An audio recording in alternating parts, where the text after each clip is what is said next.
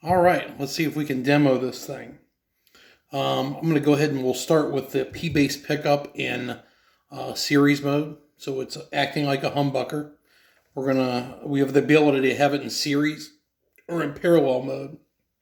So here we go, series mode.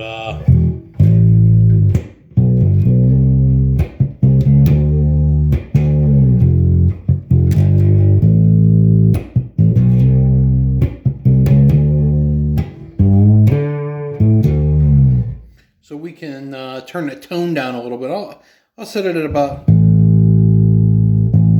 here's at about 50%. That just takes the edge of it off. This is kind of doing some Bad Company stuff, Boz Burrell, and he kind of would have had this tone with the high end rolled off a little bit. So you know.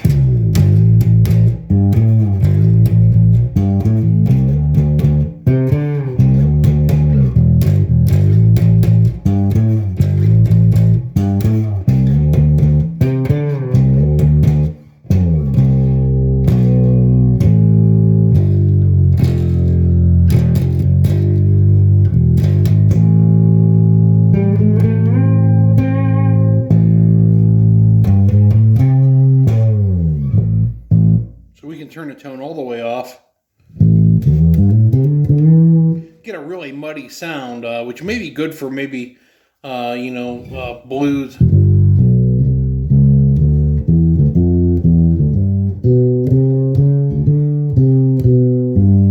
Might work okay for something like that.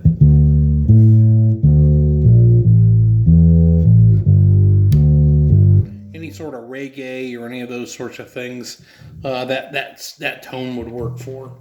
Especially if you're trying to imitate like an upright bass, you might.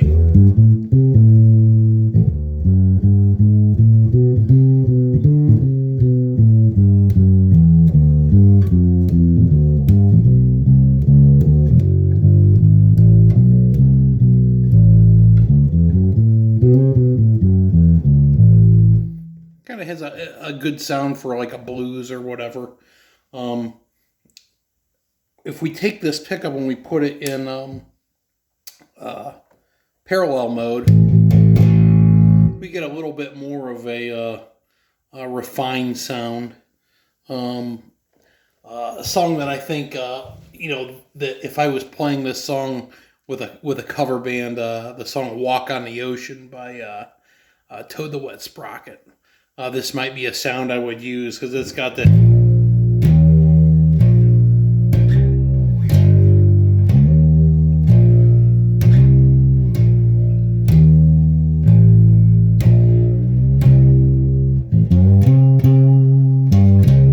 It's kind of got that sound, and it's got that, sort of an upright sound.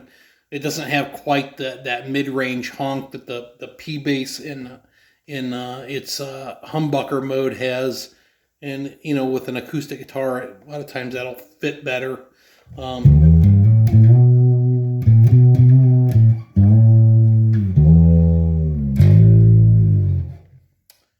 We can put the bass into PJ mode, which I guess is what I call it. So this is back to a humbucker, and we've got our J bass pickup. It's got a really modern sound to it. I always thought, you can get that kind of Pinot type of sound with it. Doug Wimbish on Living Colour's album Stain, he kind of used a sound like this on the song Nothingness, and the cool thing on that song is he did a sliding harmonic. So let's see if I can pull that off.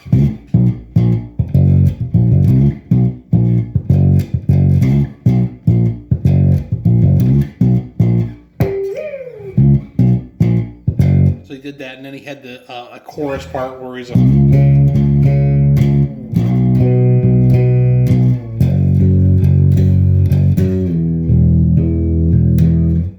he uses those sorts of tones, but this has a really modern fretless tone.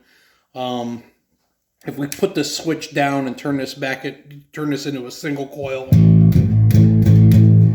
of a jazz sound with both pickups on. I always like that song by Edie Brickell called What I Am. It's got a really great fretless part in it, which I'm going to slaughter right now for you. But he used a jazz bass on that recording, or at least he used it in the music video. I can assume he used it in the recording. But, you know, he did...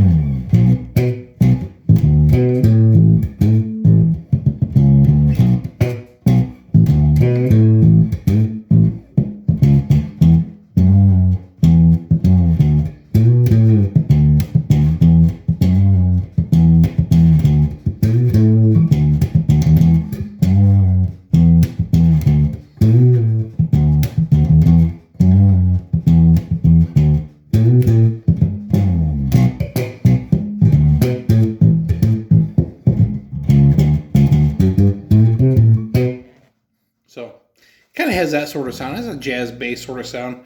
You know, we you know, Jocko stuff.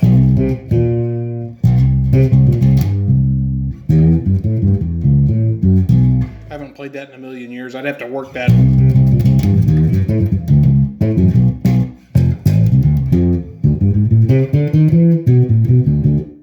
Boy, that's bad. But it has a kind of a Jocko sound to it too. That, you know.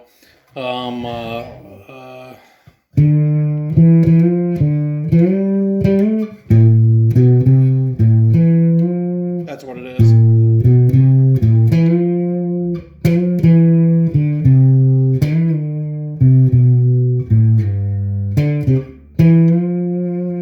Which I think is called A Remark You Made, a little Jocko part in that song. So that, you know, you can kind of get a jazz bass sound.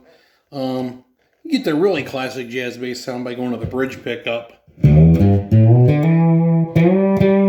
It's got that moi sound, you know.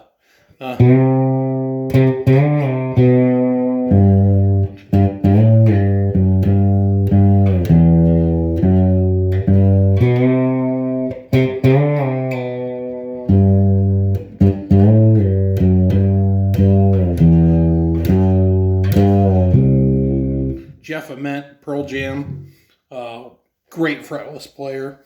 You can crank down the tone on this setting.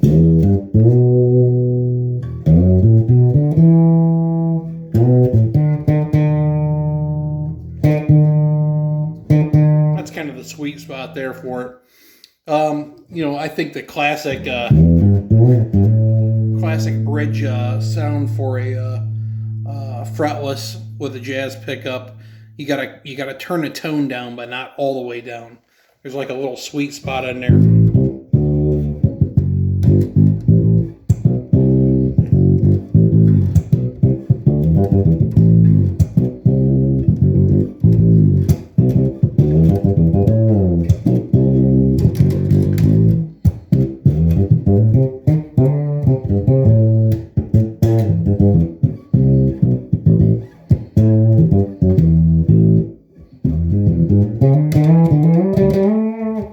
So,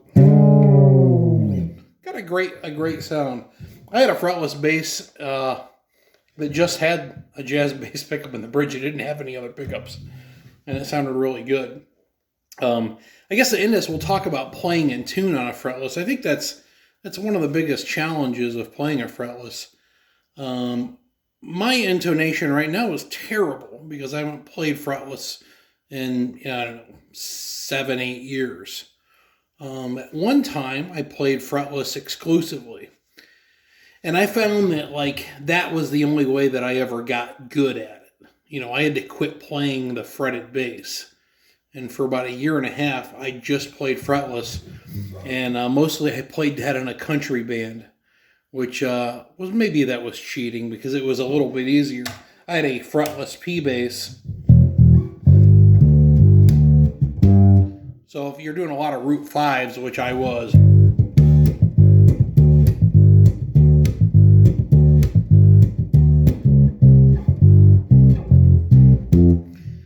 it's pretty easy to kind of get comfortable at doing those things.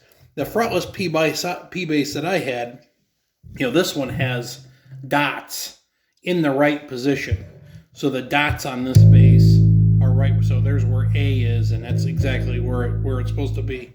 The P bass I had the dots in the fretted bass positions, so I got used to that. I was always playing sharp ahead of the dot, and I guess I'm still a little bit used to that. So this bass is actually correct. So I have to do a little work and kind of get used to that. But the only way to really get good at it is to just commit yourself to playing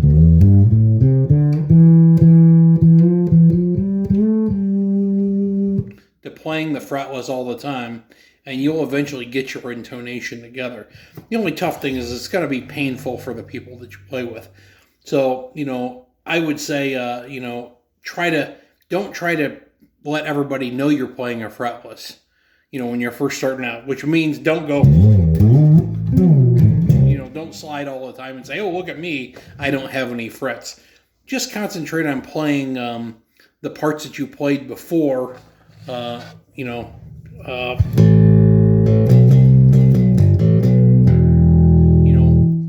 play the parts that you played before on the fretless. Don't try to do anything fancy. And then when you get really comfortable, then you can start doing some embellishments to it. So hopefully that was somewhat entertaining. We'll talk to you later. Thanks.